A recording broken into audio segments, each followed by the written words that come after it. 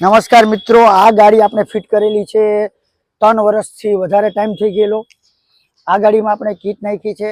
રાજકોટની ગાડી છે અને અત્યારે ગાડી ચાલેલી છે, કિલોમીટર ગાડીના છે 83,410 કિલોમીટર। કિલોમીટર બતાવો ભાઈ, 83,410 કિલોમીટર ચાલેલી। પહેલી વાર કસ્ટમર આપણે ત્યાં સર્વિસ ઓઇલ ચેક કરાવવા માટે આવી છે। આ આપણી છે ઇકો, જે ઇરફાનભાઈ છે। ઇરફાનભાઈ, તમારી ગાડીને કેટલા વર્ષ થયા ફિટિંગ? 4 વર્ષ થયા। એકવાર રીટેસ્ટ થઈ ગયું છે અને સીએનજી બાબતે તમારે ક્યારેય આવું નથી પડ્યું? સીએનજી બાબતે કોઈ પણ જાતનું કાઈ નહીં। તો તમારી ગાડી ચાલેલી કેટલી? મારી ગાડી ચાલેલી છે 2,55,000 કિલોમીટર। તમારે કિલોમીટર બતાવો ભાઈ। તો આ ગાડી ચાલેલી છે 2,49,655 કિલોમીટર। ત્યારબાદ છે આપણી આ વેગનાર, જે આ વેગનાર જે ગાડી ફર્સ્ટ ટાઈમ આપણી પાસે આવી રીટેસ્ટ માટે। તો આ ગાડી આપણે ચાલેલી છે, કેટલી ચાલેલી ભાઈ? 43,285 કિલોમીટર। 43,285 કિલોમીટર, 2,60,000 અને 83,000। આ ગાડી આપણી બધી ફિટ કરેલી છે। આગળ આપણી પાસે ફિટિંગમાં ગાડીઓ પડેલી છે। તો અત્યાર સુધીમાં આ કસ્ટમર એકય સીએનજી બાબતે આપણી પાસે નથી આવ્યા। હવે કસ્ટમરોની અપેક્ષા એવી હોય કે તમે કંઈક ભાઈ નવું કરો, કે અમુક રીલો જોઈ છે અમે, એમાં બહુ એવું કહે છે કે ફલાણું ફિટિંગ ને ઢીકડું ફિટિંગ ને નો દેખાય એવું ફિટિંગ। તો એ લોકોને ન દેખાય એવા ફિટિંગ, કે પછી બીજા નંબરમાં ન દેખવું એવું વાયરિંગ, કે ઈસીએમ અલગ જગ્યાએ ફિટિંગ।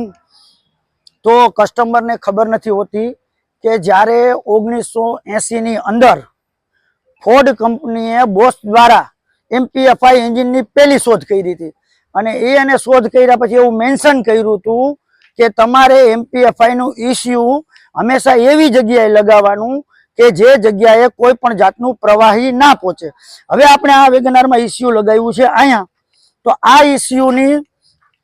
ઇસ્યુની હાઈટ છે જમીનથી તમે સમજો 4 ફૂટ, એટલે કે ગાડી ડૂબે ત્યારે છેલ્લે કંપનીના ઇસ્યુ અને ગેસના ઇસ્યુમાં સૌથી છેલ્લે પ્રવાહી પહોંચે, પછી એ પાણી હોય કે કોઈ પણ જાતના પ્રવાહી હોય। હવે લોકો કઈ નવું જાણવા મળ્યું, લોકો નવું કહે છે કે ભાઈ આ ડેશબોર્ડની નીચે નાખો। હવે આ ડેશબોર્ડની નીચે નાખી તો આ હાઈટ થઈ તમારી 1.5 ફૂટ। તો હવે લોકો એ સમજતા નથી કે પેલા પાણી 1.5 ફૂટે પહોંચે કે પેલા પાણી 4 ફૂટે પહોંચે। સ્વાભાવિક છે 1.5 ફૂટે પેલા પાણી પાય। હવે આ જે કંપનીનું ઇસ્યુ છે અને સીએનજીની ઇસ્યુ છે, એમાં ઇલેક્ટ્રોનિક્સ પાર્ટ હોય છે। જ્યારે એમાં આગ લાગે તો આપણી પાસે મેન વસ્તુ છે ફાયર।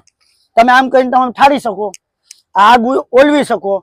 હવે તમે જ્યારે આની અંદર ઇસ્યુ ફિટ કરો તો તમારે આગ બુઝાવવા માટે નીચે જવું પડે, આની નીચે જવું પડે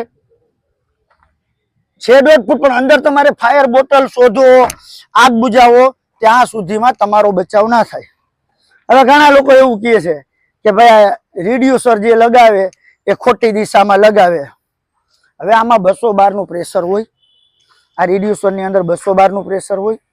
આમાં ગમે ત્યારે અકસ્માત થાય, ફાટે। તો હવે જો નજરની સામે હોય તો આપણે ફાયર કરી દઈએ એમ જમ અને ઠરી જાય।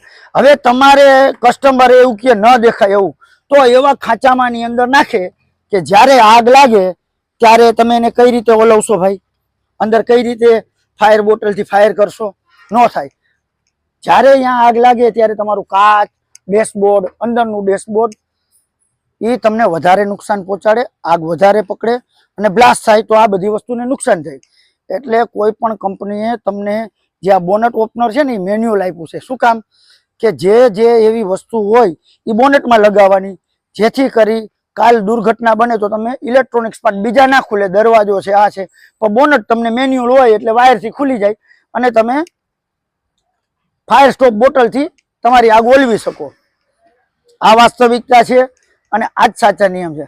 હવે ઘણા લોકો એમ કે રોકેટ, રોકેટ જેવું પિકઅપ. તો ભાઈ રોકેટ જેવું પિકઅપ હજી સુધી સીએનજી ની દુનિયામાં કોઈ નથી બનાવી શક્યું. જેને સીએનજી નું સંશોધન કર્યું એ રોકેટ જેવું પિકઅપ નથી કહેતા, કેમ કે રોકેટ આકાશમાં હાલવાની હોય આને આપણે રોડ ઉપર ચલાવવાની છે. તો રોકેટ જેવું પિકઅપ ની વાત તદ્દન ખોટી છે. કોઈ પણ માણસ એવું કહે કે મારી યારે તમારે ભાઈ જાણવું છે રોકેટ જેવું પિકઅપ આવે, તો પેટ્રોલ થી વધારે ભાઈ પિકઅપ કોઈ ગાડીનું ન આવે. તમે ગમે એવા રોકેટ નાખો કે ગમે એવા રોકેટ જેવા પિકઅપ કરો, હજી સુધી કોઈ પણ એક પણ એન્જિનિયરે એવું જાહેર નથી કર્યું કે સીએનજી માં પેટ્રોલ કરતા વધારે પિકઅપ આવે.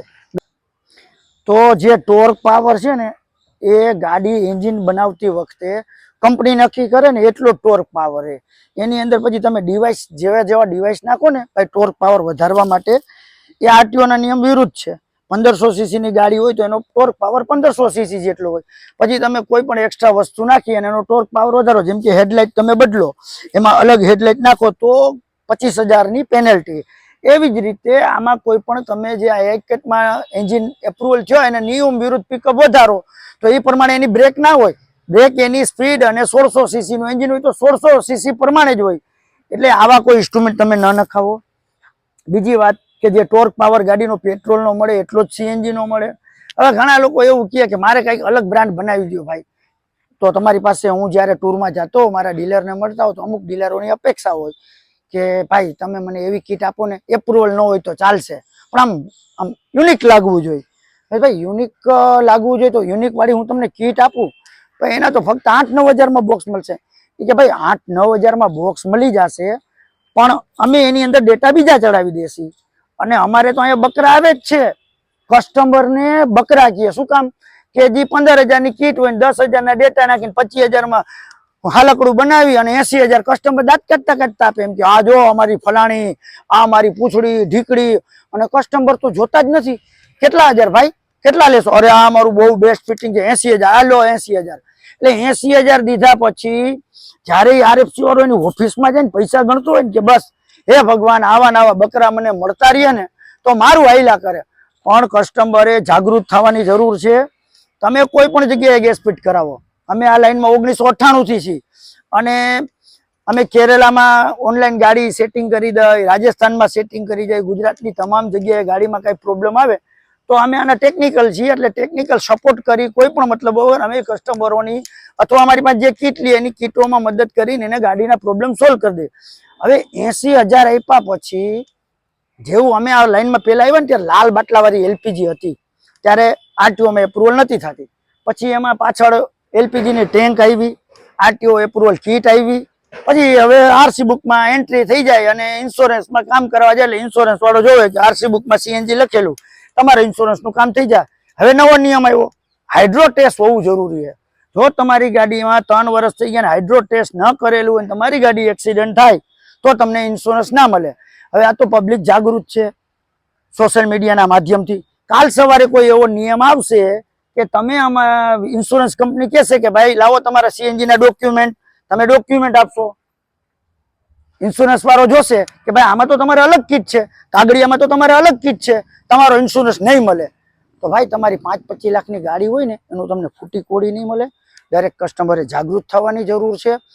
જ્યારે કોઈ પણ ગેસ કીટ વાળા પાસે તમે ગેસ કીટ ફિટ કરાવવા જાવ ને તો કઈ બ્રાન્ડની કીટ છે ભાઈ લાવો, આઈકેટના કાગળિયા લાવો, એમાં કીટનું નામ છે, ઈ કીટનું નામ હોય તો જ તમે એમાં કીટ ફિટ કરાવો. અને ઘણા એમ કહેશે કે ઈ કાગળિયા તમારે શું જરૂર, અમે તો આરટીઓમાં પહોંચાડી દે.